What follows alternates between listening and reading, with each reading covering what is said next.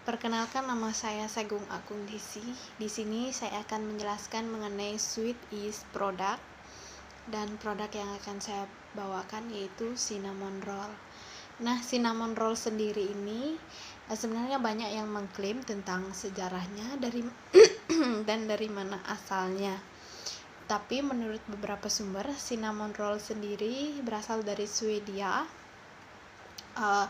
Di Swedia, cinnamon roll ini sudah dikenal sejak Perang Dunia I ataupun sekitar tahun 1920-an. Nah, di Swedia sendiri, cinnamon roll dikenal dengan nama kanelbulle, dan setiap tanggal 4 Oktober diperingati sebagai kanelbulledag ataupun hari cinnamon roll ataupun festival cinnamon roll. Nah, di negara Eropa Utara ataupun di negara Amerika Utara, biasanya cinnamon roll ini dikonsumsi untuk sarapan ataupun untuk cemilan-cemilan lain. Nah, untuk masuk ke Indonesia itu sebenarnya banyak melalui perjalanan yang panjang, dan sepertinya karena cinnamon roll ini menggunakan bahan rempah, jadinya banyak negara-negara penghasil rempah ataupun negara-negara lain itu mengklaim bahwa cinnamon roll ini merupakan berasal dari negaranya. Nah, yang akan saya bawakan di sini yaitu satu resep yang hasil cinnamon roll itu cukup lembut. Bagaimana ya saya bilang, lembut, moist, begitu, pokoknya enak sekali. Nah, cinnamon roll ini asal sumbernya yaitu dari Bene Chris. Dia menggunakan, mungkin bisa dibilang tahapan ataupun langkah-langkah pembuatannya itu tidak terlalu susah, dan juga menggunakan waktu itu cukup singkat. Nah, untuk bahannya sama seperti bahan cinnamon roll biasa, dia menggunakan all-purpose flour. Terus dia juga menggunakan sugar, butter, egg, salt, dan juga dia menggunakan milk sebagai untuk mencampur adonan itu. Nah, dia juga mengatakan di videonya kalau tidak bisa menggunakan milk atau tidak mendapatkan milk, bisa juga menggantinya dengan air. Nah, di videonya ini dia membagi cara pembuatan cinnamon roll menjadi 4 step. Nah, untuk yang step pertama, cara pembuatannya yaitu dengan menuangkan susu lalu dicampur dengan telur. Kemudian susu dan telur ini dicampur hingga rata, lalu ditambahkan dengan sugar, salt, butter. Ini diaduk dulu sampai rata, baru ditambahkan dengan yeast, lalu diaduk lagi. Nah, untuk yang tahap terakhir, dia menambahkan flour yang diaduk menggunakan sendok. Setelah rata, lalu dia memindahkan ke meja kerjanya ataupun table working yang bersih. Nah, kemudian di sini dia itu cuma menguleni adonan dengan santai begitu. Kalau misalnya menggunakan mesin, bisa diaduk menggunakan mesin dengan kecepatan rendah. Terus kemudian kalau menggunakan tangan, cukup diaduk sebentar, sekitar 4-5 menit. Itu diuleni sebentar.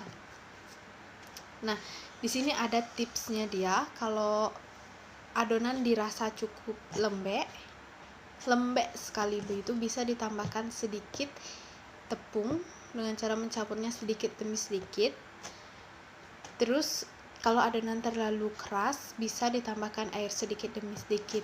Nah, dan untuk tips selanjutnya, katanya dia harus mengetahui bagaimana konsistensi akhir dari adonan ini, bukan dengan mengetahui konsistensi awalnya. Kenapa dia bilang begitu? Karena untuk adonan ini pada awalnya jika menguleni menggunakan tangan akan terasa lembek ataupun lengket.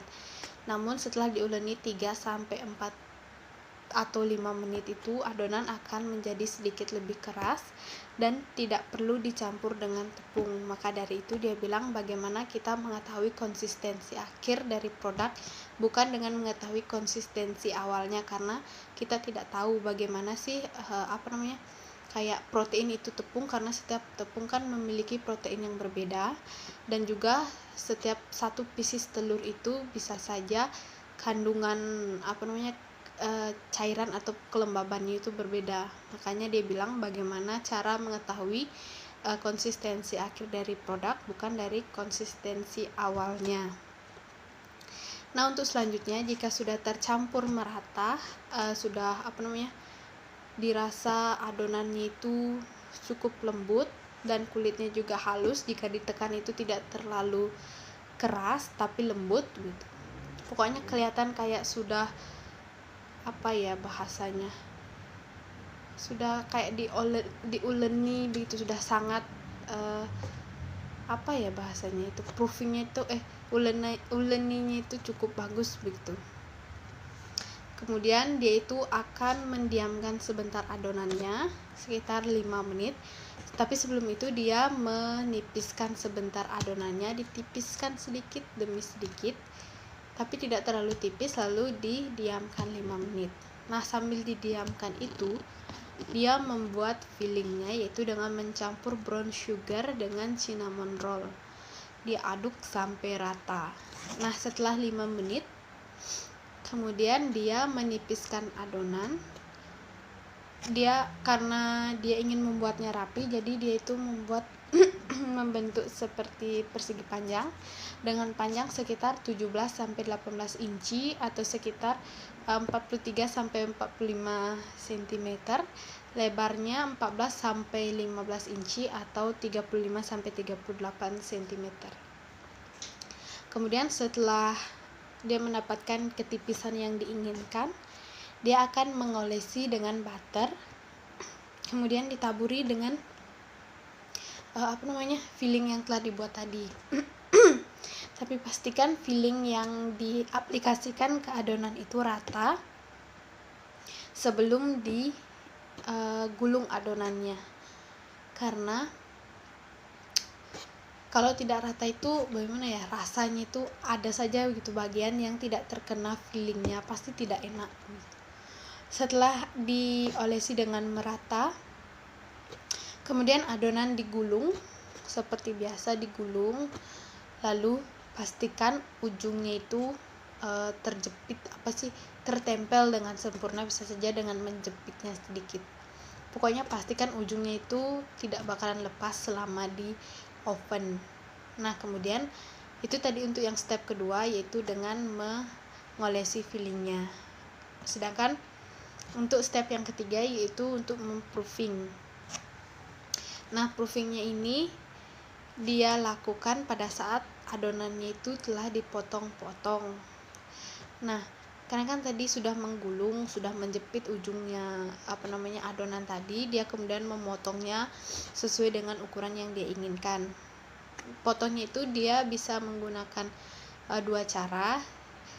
Yang pertama dengan menggunakan pisau, tapi jika menggunakan pisau itu akan ada kayak ada tekanan-tekanan begitu di adonannya pada saat kita memotong. Tapi jika menggunakan yang untuk membersihkan gigi, karet gigi begitu untuk membersihkan gigi, pada saat memotongnya itu tidak akan menimbulkan bekas, dan itu membuat adonan menjadi sangat rapi. Kemudian setelah itu simpan di baking sheet ataupun baking tray yang diinginkan atau yang digunakan, yang sudah diolesi dengan mentega, kemudian proofing selama 50-60 menit.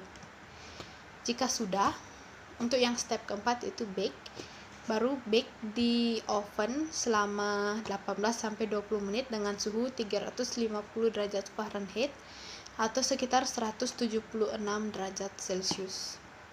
Setelah itu keluarkan cinnamon roll. Maka cinnamon roll itu permukaannya akan menjadi cantik, coklat bagaimana ya, coklat keemasan karena berasal dari lelehan gulanya, gula aren yang dipakai di fillingnya.